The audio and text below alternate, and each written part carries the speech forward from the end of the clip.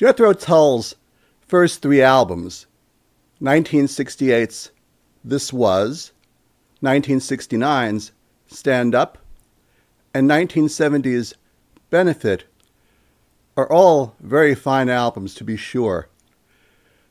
But it's pretty much universally agreed that their 1971 album, AQUALUNG, is their masterpiece. It's clearly the album that turned Jethro Tull from a well-regarded rock band into international superstars. Most of the songs on AQUALUNG are considered to be classic songs from the band. The album is also adorned with an iconic cover. It is by far their best-selling album. In the United States alone, the album has sold over 7 million copies over the years. AQUALUNG has always had a bit of question and controversy around it, around three issues in particular. In this episode, I'm going to discuss each of the three issues, go over them in some level of detail, and give you my opinion on each of the three. The first of the issues under discussion is whether AQUALUNG is in fact a concept album. The album is widely regarded as one. Ian Anderson, who wrote all of the songs on the album, emphatically claims that it is not. And the finished product really is not one of a unified concept. So in that regard, I do agree with him. Where I raise questions is around what the original intent behind the album might have been. The songwriting for AQUALUNG began in the spring of 1970. The first two songs written for the album were the lengthy powerhouse that opens side 2 of what would be the finished album, My God, and the Siamese twins of Wondering Aloud and Wondering Again.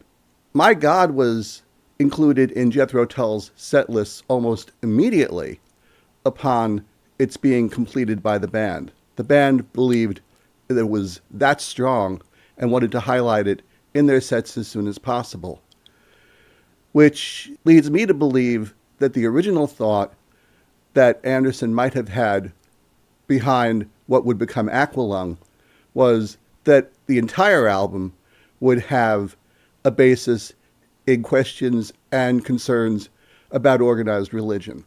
Certainly there are 3 songs in the finished album, My God, Hymn 43, and Wind Up, that deal with this subject matter. What made matters interesting was that Jethro Tull was committed to fairly lengthy tours of both Europe and the United States in 1970, to a degree where there wasn't a lot of uninterrupted time available for Anderson to work. And when he did come up with song ideas, the ideas would, in addition to going along the track of the religion route a la My God, also took other directions. In particular, the pair of songs that opens what would be the finished side 1 of AQUALUNG, the song AQUALUNG, and its companion song, Cross-Eyed Mary, which references the AQUALUNG character both through imagery and by name, probably would not have fit with Anderson's treatise on religion. And this leads me to believe that at one time it was considered that the album would contain 2 separate concepts. This is certainly hinted at by the subtitles given to sides 1 and 2 of the album as it was ultimately published.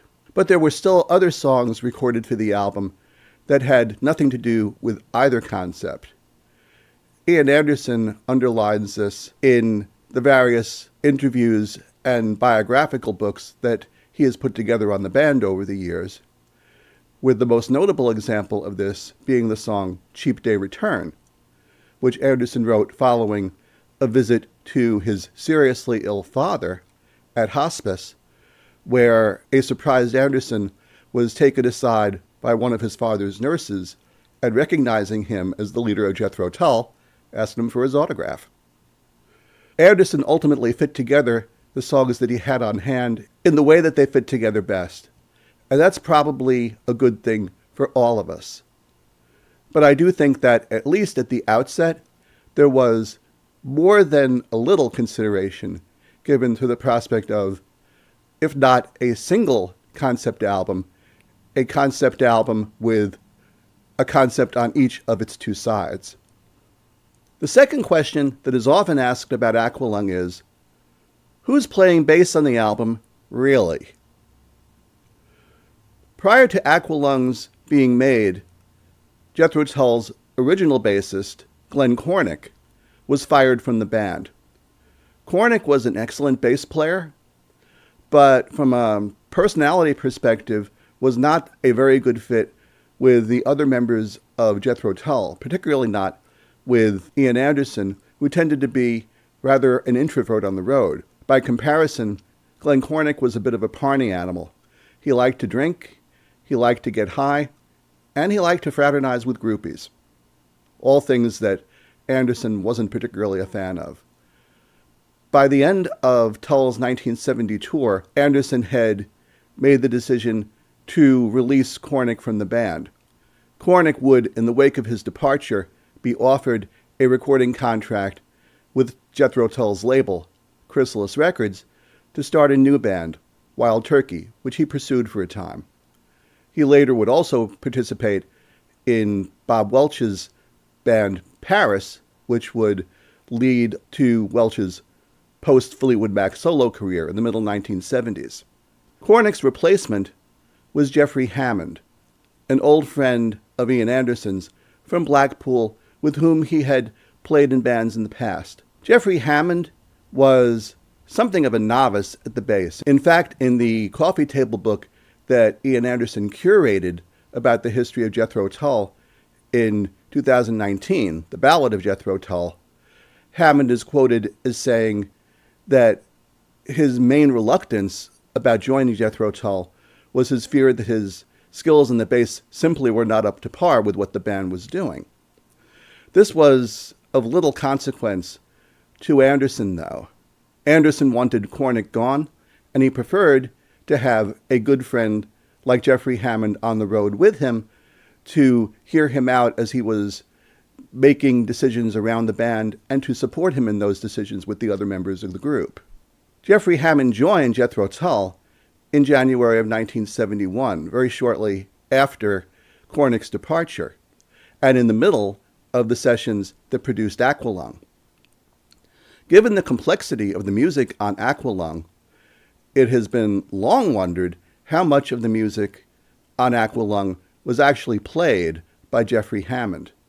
Given that two of the songs on the album, My God and Wondering Aloud, were introduced while Glenn Cornick was still with the band, there are some who think that Cornick might have appeared on one or both of those songs on the album. Still others have speculated that Ian Anderson might have contributed the bass to a fair amount of the album himself, rather than entrusting them to Jeffrey Hammond so quickly upon his joining the band. I personally think that the bass on Aqualung is Jeffrey Hammond for two reasons.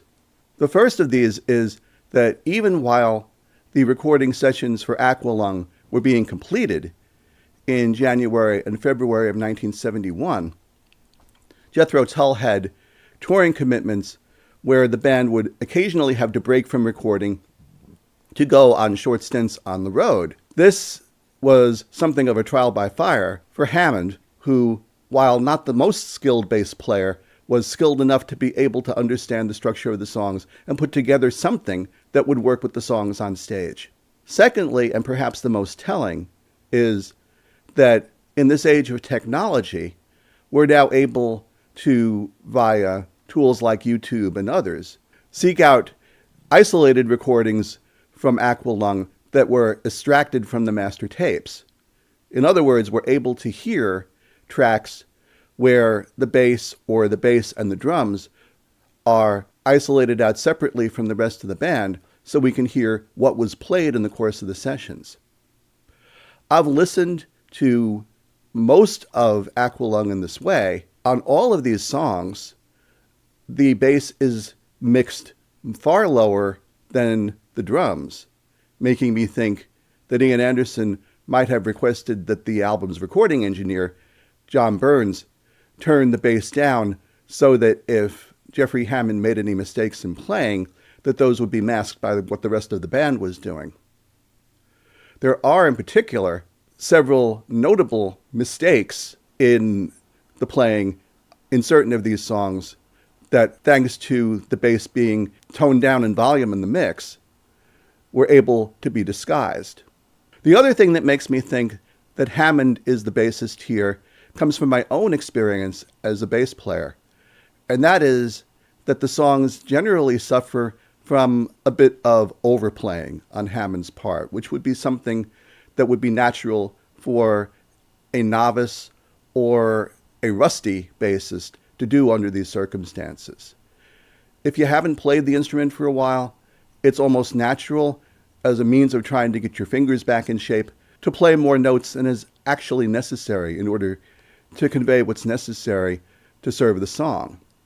And on the song Aqualung in particular, Hammond seems to do that throughout much of the song, particularly in the quieter sections of the song, where his bass is most audible.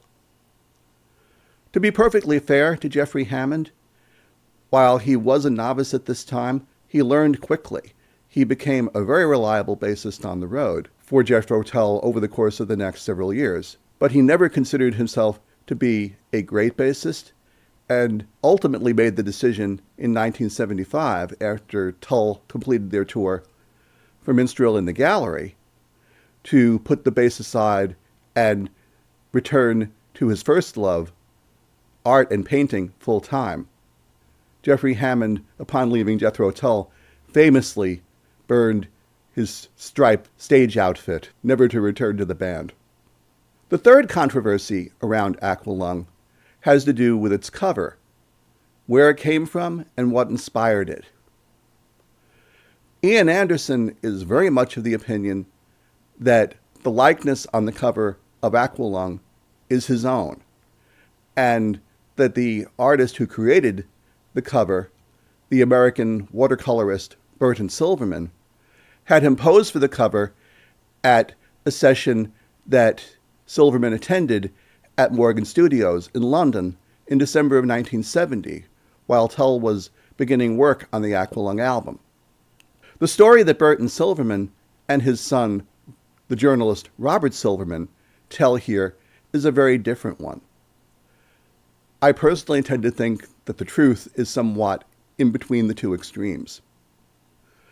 What is agreed upon is that in late 1970, Terry Ellis approached Burton Silverman, an artist based in New York who was becoming well known for doing covers and various other pieces of art for the New York area-based magazines, including Esquire and The New Yorker.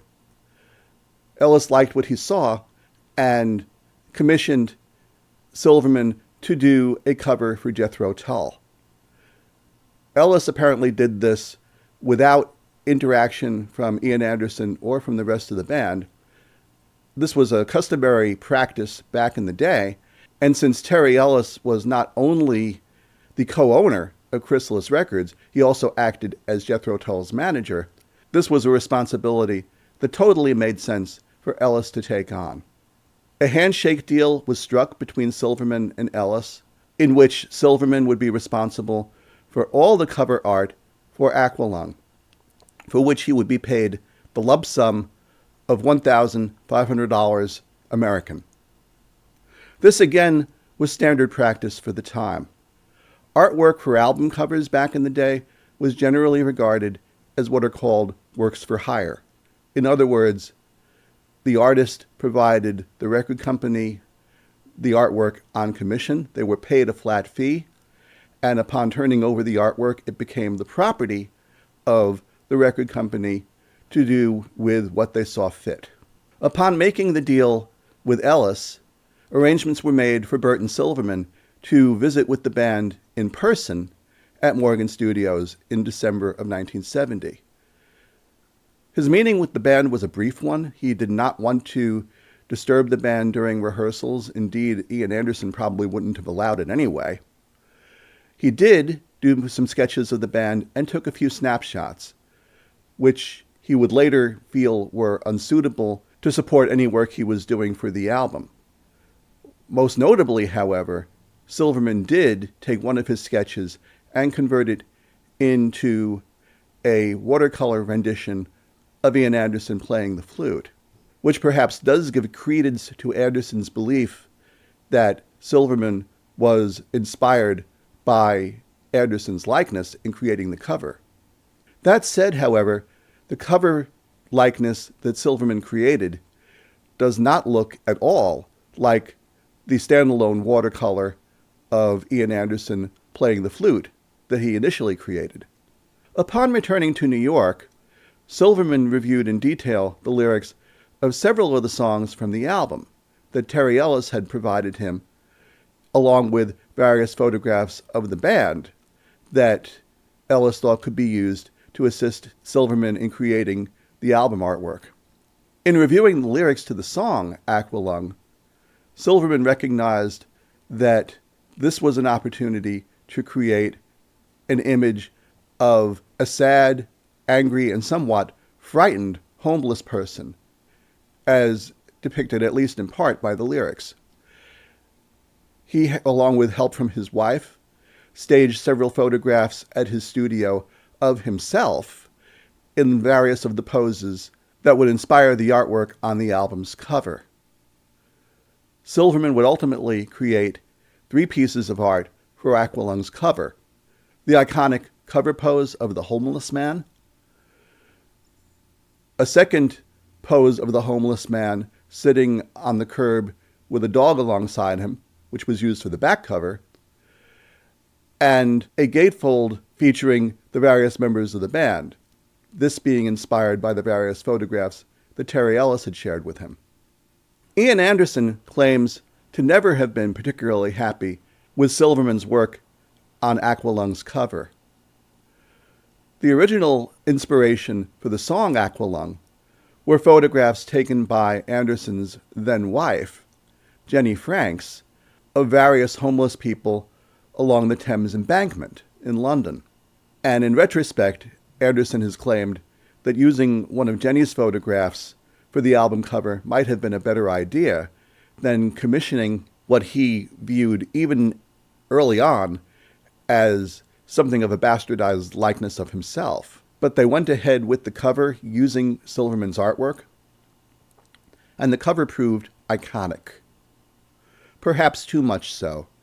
Some years later, when Burton Silverman realized that the cover likeness was being used not only by Chrysalis Records to market the album, which of course was their right, the likeness was also being used for merchandise, like, for example, on the fronts of t-shirts and on coffee mugs. Silverman believed that this was a usage of this imagery that exceeded what he was originally contracted with Ellis to do, and began wondering what he could do about it. He would eventually consult with lawyers, who told him that, unfortunately, there was probably very little he could do. As I mentioned, it was common practice for artwork of this nature to be created as a work for hire, and Silverman, upon turning it over to Ellis and taking Chrysalis's money, apparently had given up any rights of any kind to the imagery going forward. Burton Silverman and his son Robert have expressed a fair amount of irritation over this matter for many, many years. Robert Silverman in particular has written extensive articles about it. Burton Silverman, some years ago, would reach out directly to Ian Anderson asking for assistance with Chrysalis Records to negotiate a better deal for himself on the artwork. Anderson answered this query on Silverman's part with a polite but somewhat curt letter, basically saying that if anybody should be paid royalties for the artwork, it should be him, since the artwork, in his opinion, is based on Anderson's likeness. I should mention that at the time the Aqualung artwork was put together, Burton Silverman did not look terribly unlike the likeness of the Aqualung Tramp on the back album cover. So this is a story where one can, having heard both arguments, can see both the sides of the story. If I had to make a guess personally, I would say that Silverman's version of the story is probably more correct than Anderson's. I can't imagine that Ian Anderson paid very much mind to a photographer that came into Morgan Studios for just a few minutes to take a couple of snaps in preparation for an album cover that Anderson hadn't been involved with the design of himself. But that being said, having seen Anderson in the flesh and done sketches of him, I could understand where, at least subliminally, Burton Silverman might have been influenced by Ian Anderson's likeness when creating the front cover of the album, especially. You be the judge. Anyway, that is all for this episode. I hope you've enjoyed it as always. If you have thoughts or comments on this, by all means, please feel free to share them. I do my best to respond whenever I can. If you liked the episode, of course, please click like. And if you're not yet a subscriber to Progpaganda, of course, please join us. You take good care, and we'll see you soon. Bye-bye.